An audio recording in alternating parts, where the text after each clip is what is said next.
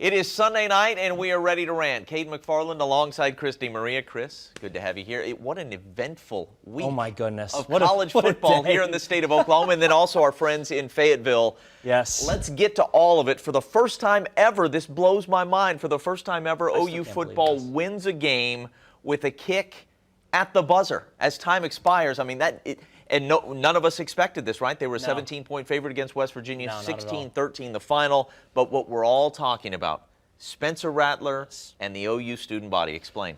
So it was crazy watching this because you could hear the chants on TV and then the announcers pointed to it. So setting the scene, Spencer Rattler throws a bad interception and comes off the field, and you hear boos and chants. I thought the chants were "We want Bama," so I was really confused at first. And then he goes back on the field, takes a bad sack, and the announcers say, you know, there's something that we've noticed, and we want to go back and see if we can catch this on the cameras. And they wipe back to when Spencer came off the field, and it's students chanting, "We want Caleb," calling for the backup quarterback in the middle of the game. Let's hear that now, and then Spencer's reaction after the game. The chant is, "We want Caleb," as in Caleb Williams, the backup quarterback, true freshman. Yeah, I mean, we kind of just lock in on what we got to lock in on. I don't really know what. I don't care what they are saying, or we don't care. We don't. It doesn't matter to us. We're out here to win a game. They're in the stands. All right, so I mean that is a tough situation without question. The way he handled it there, that's fine. Look. You're a Philly fan. You're a guy from New Jersey. I mean, they are notoriously kind of the fans who get after their own players more than anybody else. You're much closer to college age than me. I want to get your take on this first. What's interesting to me is booing is part of the culture in Philadelphia. If someone's not doing well, you boo them. That's what happens. Yeah. I don't know if there's a comparison. Those are pro teams.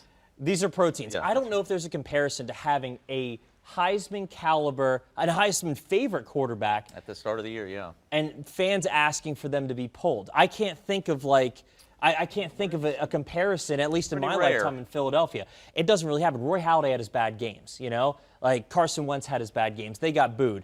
I don't know if there was ever a chance for a backup. It was just boos, like we don't like what you're doing.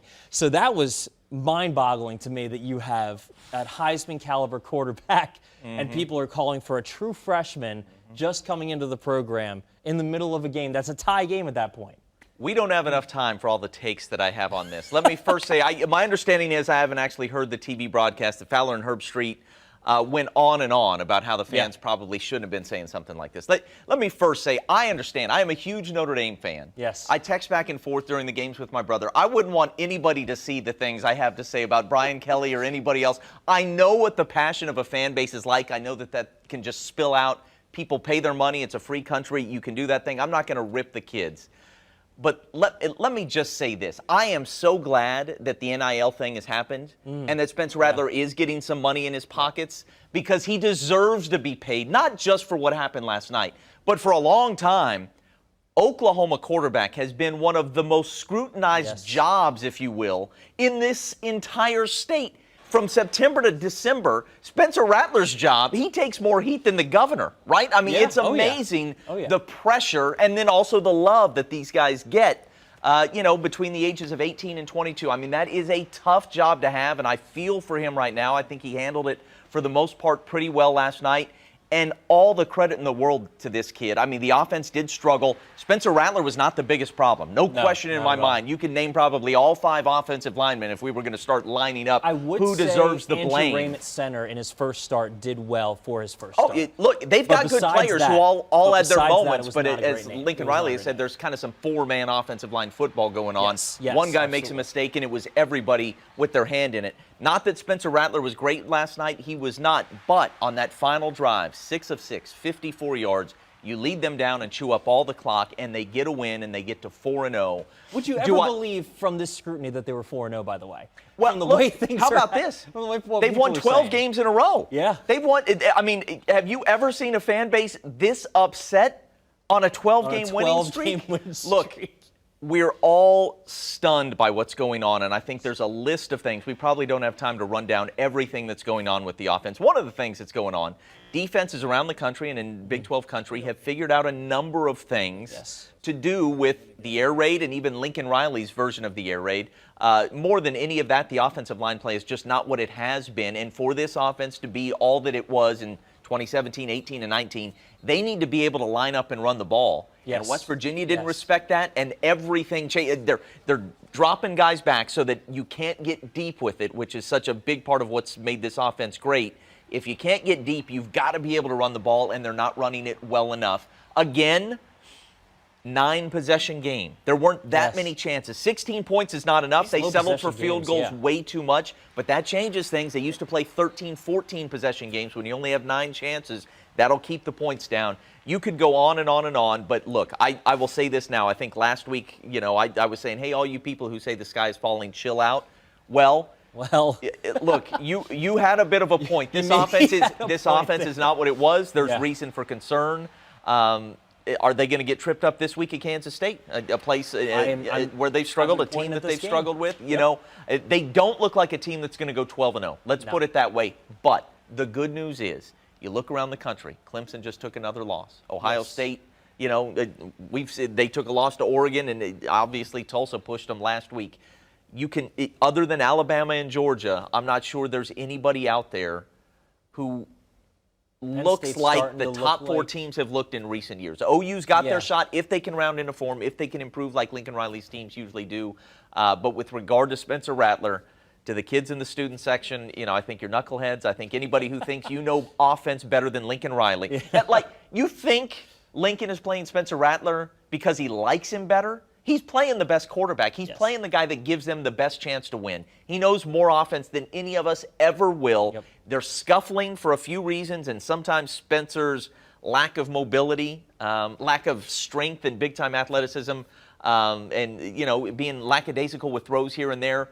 No doubt, it all factors in. It hurts. He hasn't been perfect, but he's not the number one problem for this offense right now. No. That said, it's not what everybody, all of us, thought it would be to start the year, and so criticism is warranted. So you said you have way too many takeaways to list. I probably am the same way, but I'll try to make it brief from my takeaways from this game. Spencer Rattler had 0 rush yards in this game. How many quarterbacks do you have to go back before you think you find a quarterback with 0 rush yards in the game? They always had more dynamic play running the ball without question, on top of a better running game. Yes, and you are now finding a perfect storm of an offensive line that is getting rushed by 3 or 4 guys, and Spencer Rattler's having pressure on him, mixed with Spencer Rattler's lack of mobility as compared to Kyler Murray and Baker Mayfield and Jalen Hurts. So you have this kind of perfect storm of an offense where you have a great arm strength quarterback that can sit back and he can dial up passes and he can put the ball in these little windows.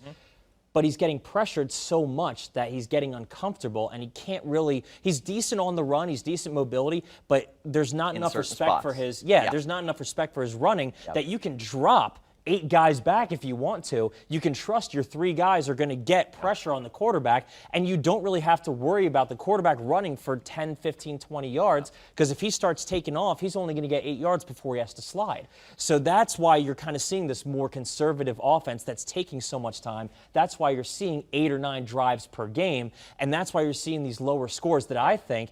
And Scott Frost and their defensive coordinators figured it out that, okay, we can sit back in a soft zone. Our guys up front are big enough and good enough to get pressure on the quarterback. West Virginia saw that and said, hey, let's try out the same thing. We got some good pass rushers up front. Let's sit our guys back and try to get some pressure on this kid, maybe get an interception. And the interception that everyone started booing him for was thrown into triple coverage. That ball was tipped by the guy who had the best chance at it, and it was just a diving interception after that because Rattler's trying to throw it into a window that he probably shouldn't have because he feels like he has to.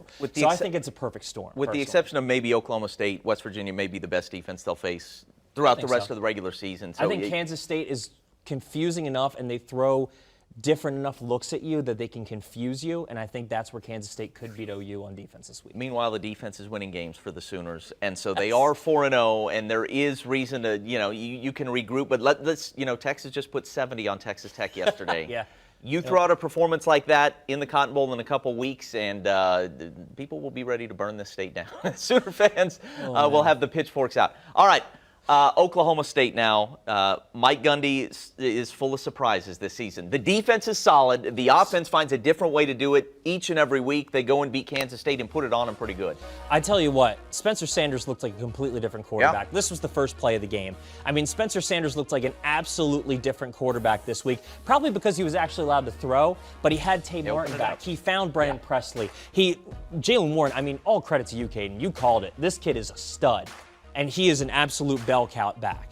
So I think Spencer Sanders is finding a way to work under Mike Gundy and win games. So Mike Gundy, as you have said, finds a way to win games. I think Spencer Sanders is now starting to accept that and adopt that into his own style of play and figure out, okay, what needs to be done? What can I do aside from getting myself hurt to go out and win games? And that is maturity. That is maturity at the ultimate level. Rodriguez. Oh, yeah, I love this. And, I mean, the defense is winning games, absolutely. But you need the offense goes out, puts 31 up in the first half, and then sits back and lets the defense do everything in the second half. I think it is an absolute sense of maturity on the part of Spencer Sanders to go out, do what needs to be done, follow the game flow, and just listen to Mike Gundy and listen to Casey Dunn and do what needs to be done rather than go out and try to win games on his right arm. And that's what I saw yesterday in this game. Good game plan from Casey Dunn. One of the best that I can remember in his, whatever it is now, maybe 14, 15 games, his offensive coordinator. The defense is solid, and this is now 17 years in a row. Every year he's been the head coach. Mike Gundy has found a way to defeat at least one top 25 team during the season. The consistency there.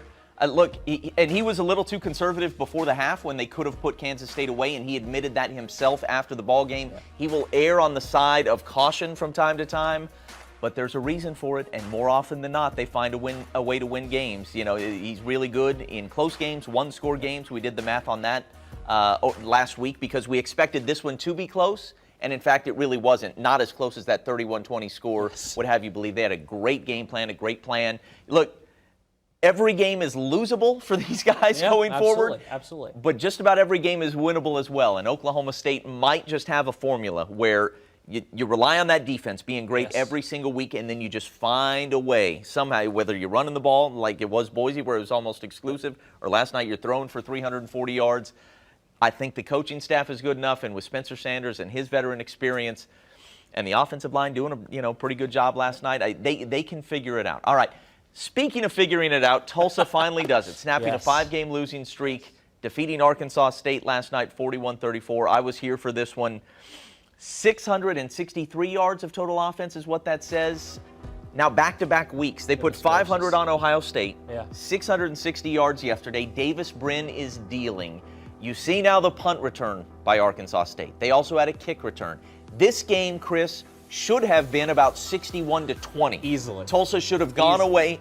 They should have won this thing going away. Instead, it's a one-score game. You were kneeling on it at the 1-yard line at the very end. They did not play cleanly enough.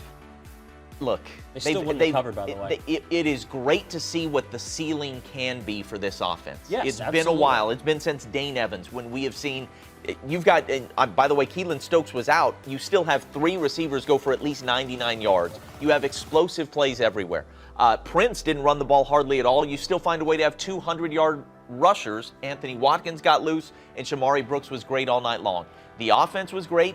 The defense was mostly great against a tricky Arkansas State offense. They only let him in the end zone 2 times. You see the interception by Tyneal Martin, but Chris, I am telling you, this team is capable of beating everybody on their schedule with the possible exception of at Cincinnati. They are capable of having a very fine year and maybe finding their way into the conference championship game yet again, but it ain't going to happen if you don't play a cleaner brand of ball. The special teams returns thing has now become a fiasco. 2 of them yesterday, and now 3 return touchdowns in the last 3 ball games. And the penalties are ridiculous week after week after week, and in the worst spots. You had 2 long touchdowns called back. You had other penalties that happened at the worst possible time, and the worst one of all was Jackson player targeting, which takes him out for the first half of Friday's ball game with Houston. They have got to button it up, or they are simply never going to come close to reaching their ceiling. I hate for that to be my message coming out of the game that snaps your 5-game losing streak and where your offense was so great, and these highlights are pretty and fun to watch, but they have got to clean it up, or they are simply not going to get to where they think they can get, and where, frankly, they can't. The athleticism out there for this Tulsa team. Yeah. Hats off to everybody. Philip Montgomery at the top and everybody else who's recruited it, brought it there, and developed the talent. They're fun to watch, but you've got to play a more disciplined brand of ball. What I saw from the broadcast view, which you might have caught on the field view as well, the running in between the tackles for Tulsa is not what I think it can be. I mean, Shamari Brooks, first of all, he looks fantastic coming off of that injury. I'm just so happy to see him be able to run and cut, and that 25-yard rushing touchdown was fantastic. But the thing is, it was outside the tackles. The running outside the tackles is what's carrying this team, and when you get a defense like Ohio State, they're going to figure that out. And to your point, I hate that Ohio State was the last game because you could poke so many holes in my theories for this team. Yeah, you're like, well, it was Ohio State. But the big plays, obviously, the big plays against Ohio State is what killed them. But Ohio State figured out, okay, they can't run in between the tackles. So all we have to do is send our edge rushers on the outside, press a little bit on the outside, and they can't run against us. And you have to abandon the run, and that's basically what they had to do. That's why Davis Brin had to throw for, 400-something yards in that game. Well, so that's here's the level I think they've reached that they haven't been at since 2016. Okay. They're good enough at both that they can find a way. Yeah. And that is kind of what Philip Montgomery's all about. He does want to hit you in the mouth. Yeah. He wants to run, between, up the middle if he possibly can. But more than anything, this offense is about, okay, what are you giving us? We're going to take that. And you now have a quarterback who's a smooth enough operator and a good enough passer that he can make all kinds of throws and beat you at different spots all over the field, and he's got the playmakers to do it. And then they've got the running game to complement. I do think they've become a team that more passes to set up the run as opposed to the other way around. Yeah, but look, I think what we saw last night, and going back to Ohio State as well, where statistically it didn't look great for the run game, but they took what Ohio State gave them. When you put 500 yards on the Buckeyes, you've had a good day offensively. When you put 663 on Arkansas State, you've had a good day offensively. It's now back-to-back, and I think it's – I mean, you look at the improvement they've made in a month, right? You go back to UC Davis. I keep saying the word fiasco. That was a fiasco. Yes. And now you look at what they've done in back-to-back weeks offensively. They're starting to come on. And with this offense and with the defense, and granted, you lose Zaven Collins, it's not quite what it was last year, but it's good enough to make it hard on anybody in this league. Absolutely, week in, week out, and they are solid and consistent. Yeah. This is a team that, no question in my mind, they can and should be better than they were a year ago when they made the conference championship game. They're capable of going out and beating everybody, but they do have to clean it up for that to happen. Yeah, my concern only with my point being that they can't really run it up the middle is that this is a team that their play action almost relies on having Shamari Brooks or whoever the running back is blocking up the middle. And if guys aren't going to buy that, if teams aren't going to buy that they're not going to run up the middle, they can only run to the outsides, the play action basically goes away. And you've been saying, you're absolutely right in that they're almost passing to set up the run. But when you're passing to set up the run, you still can't run it up the middle, and you got those edge rushers coming on the outside, and the offensive line isn't kind of what it used to be. Davis Brin's going to be in a lot of trouble, and that's not something that you want at all because Davis Brin is starting to get confident in himself. He's starting to get comfortable. The last thing you want for a young quarterback that's starting to get comfortable is for him to get disrupted in the pocket. So that's why I think if you start to figure out how to get a little more space for the run game, you start to figure out how to open up those holes a little bit, make defenses kind of come down a little bit more, that's how you beat a team like Cincinnati with a team like what they have right now. All right, we've gone way over time. Tulsa, of course, hosting Houston this week. We've gone way over time. Need to get you back to the third quarter. As we leave, how about we show you what A.J. Green did? I mean, this is SportsCenter top 10 stuff. The Union kid, just a freshman, as Arkansas knocks off top 10 team Texas A&M yesterday, and A.J. goes spinning. And look, you're not going to get him down just pushing him like that. I mean, what a fantastic highlight that was, and what an incredible job Sam Pittman is doing at the University of Arkansas. They now get Georgia this week. I mean, they're undefeated. I don't know exactly. I can't remember off the top of my head where they are in the polls, but I mean, they're up there. They're a top 15. They're a top 10 team now. It's a beautiful. They deserve all of that. Yes. And now you get your shot at Georgia. So that's all the time we have. Thank you so much for watching The Rant. We're back here every Sunday night at halftime. For Chris, Caden, have a good one, everybody. Enjoy the game.